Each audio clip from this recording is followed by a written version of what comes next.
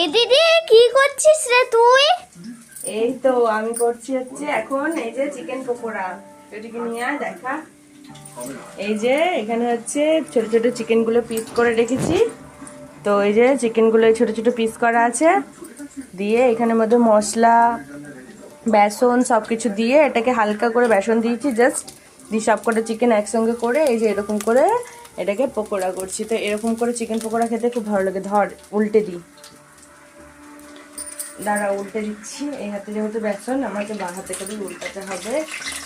তো এরকম এই দেখো, হ্যাঁ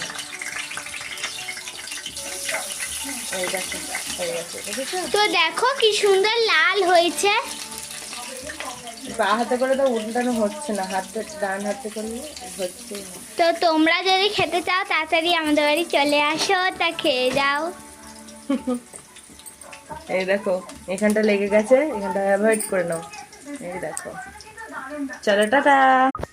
তো এই দেখো তখন চিকেন পকোড়া ভাজছিলাম, দেখালাম। এই দেখো এটা হচ্ছে ফাইনাল লুক।